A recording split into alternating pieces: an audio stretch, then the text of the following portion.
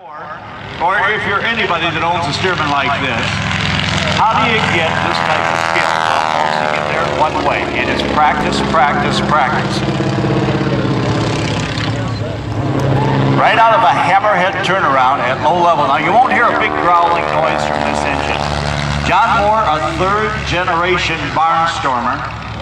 His grandfather was a barnstormer, had a seaplane base up in northern Minnesota. John, as a teenager, learned how to fly, early teenager, actually got interested in helicopters, built his own helicopter, cabled it to a tree stump, and learned how to fly it by himself, stabilized by those cables.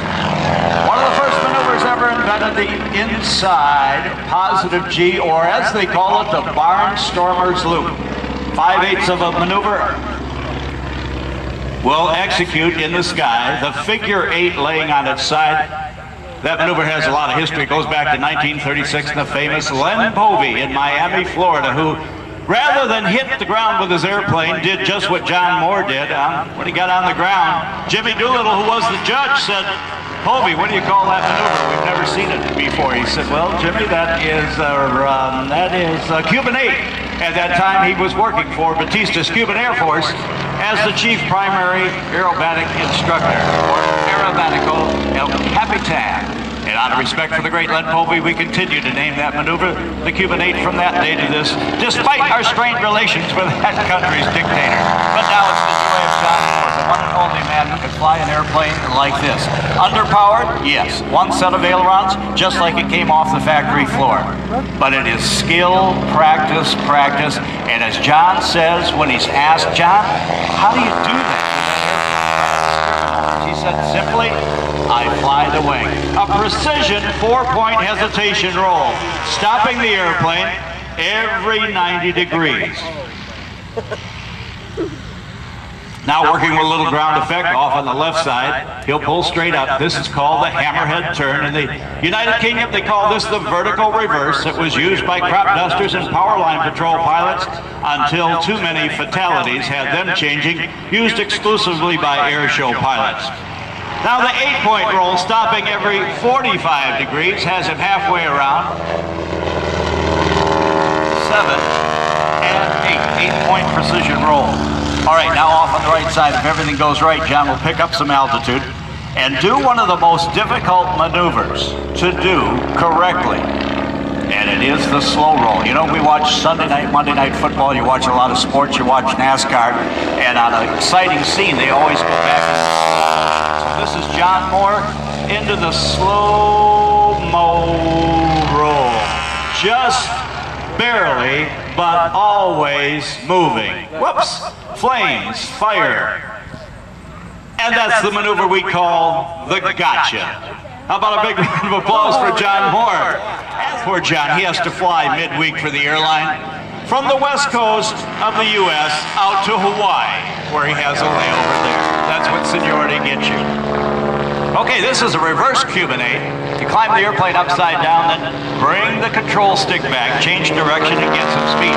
Now you saw the round loop. Watch John draw the box in the sky after he uses the sun just a little bit, and that, by the way, is deliberate, looping over the sun, perfectly around the sun. You don't have to look into that. All right, wrapping up that prop. He goes straight across the bottom. 2 sides of the box are complete. Flying upside down, he completes the top of the box. Now this one, it gets exciting. Right at the sun, straight down. He watches the Earth come up to meet him very rapidly, then at the last minute pulls out, and the square loop is complete. We talked to you about the hammerhead turn used by air show pilots. Here's what it gets you. As you can see, it gets you altitude. You do a quarter roll on the way up, gives you a change of direction with the help of gravity and full power. After the change of direction, it gets you speed for the next maneuver. At Air Show Center, a chance to look inside the office of the award-winning John Mohr, recipient of not only the Bill Barber Award for Showmanship, given to one person or one team one time a year, also a recipient of the Art Scholl Memorial Showmanship Award, given at a black tie dinner at our annual convention in Las Vegas, Nevada.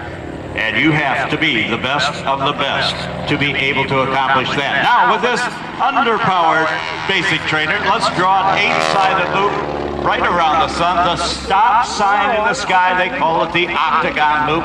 8 distinct angles has John Mohr looking like it is all easy. John was telling me on one of his layovers, he was about to leave the restaurant. It was about 10 o'clock at night. He had to fly the next morning, and he was leaving the restaurant, and 2 guys said, "Hey, you're John Mohr." Yes, I am. "We have a Stearman here on the island. Come back in. We want to talk to you about how to fly it. And on your next layover, we want you to take us up and show us some of those things that you do." All right, John, picking up a little bit of altitude. Now, what any pilot does that is an insurance policy, because the next maneuver is a dramatic maneuver. We're going to name this after his wife, Lynn. There's a maneuver called the Lumshevak. It's developed by the Czechoslovakians. It's a wacky maneuver, and basically Lumshevak means the equivalent of trying to walk after you've drank too much plum brandy. You maybe hit a curb and go end over end. You get tipsy, you're out of control. This is the Lumshevak by John Mohr, right over the top of the sun. All right, now we're going to climb for some altitude. And you know, early on in aviation, when you got into a spin, it was fatal. There's the tail slide, or the visit to the chiropractor. Power's back. Into the spin. It was deadly at one time. Instead of fighting the airplane, you know how a pilot gets out of it? Give the airplane what it wants. Speed. Seems simple now. It wasn't back then. No inverted system, one set of controls. Folks, you are watching magic in the sky. 10,000 of these were built. I told you, it wasn't the most produced primary trainer, but it is said to have taught more pilots how to fly than any other that were in production. This is how the combat or the P-51 or the fighter pilots started. Okay, it's fall in Ohio. The maple leaf or the oak leaf comes off the tree. This is a maneuver called the falling leaf, mimicking nature. Power back, high coordination maneuver, nose up, and just slightly down, gently to the ground, just like an oak leaf or a maple leaf, but they can't go back up again. Folks, a big round of applause for John Mohr, the drama of the award-winning John Mohr flight. I got to tell you, he is as delightful to be around as he is watching. He's a big, tall guy, about as skinny as he was when he's a teenager, I'm sure. But like Rob Ryder told you, 25,000 hours and counting still. And nobody in the world, nobody's going to fly a Stearman like John Mohr. That's not bragging. Look, Ma, no hands as he flies upside down, both hands out of the cockpit. Young man, you get your hands back in that cockpit and get a hold of that stick and that rudder and that throttle thing, you know, that thing that takes care of the engine. That's John Mohr and his thrilling showmanship. Now you know why he got those showmanship awards. I got to tell you, people just marvel at this guy and how he can do it in this primary trainer. There's a lot of instructors from World War II that are here and wouldn't believe John Mohr. You know, he comes from the hardy Midwest up in northern Minnesota, and you know, they plow up there. You know, they put a plow into the earth, and they also do some crop dusting. And John is edging at cutting a little grass on the runway. That precision balancing act is artistry. Oh, look at that! A little salute. Did you? Yeah, that was for, I don't know, John or Rob, not me. I'm not sure. Maybe it's for the air boss, Wayne Boggs. a lot of more ailerons, a lot of streamlining. All right, now John, this is a maneuver that drives the tower operator nuts. Coming in upside down, he says, well, I just wanted to clear the area and make sure there was nobody down there. And the tower operator says, oh, when John does this, I picked a bad day to quit sniffing glue. And they jump off the tower. And, oh, that was in a movie, I'm sorry.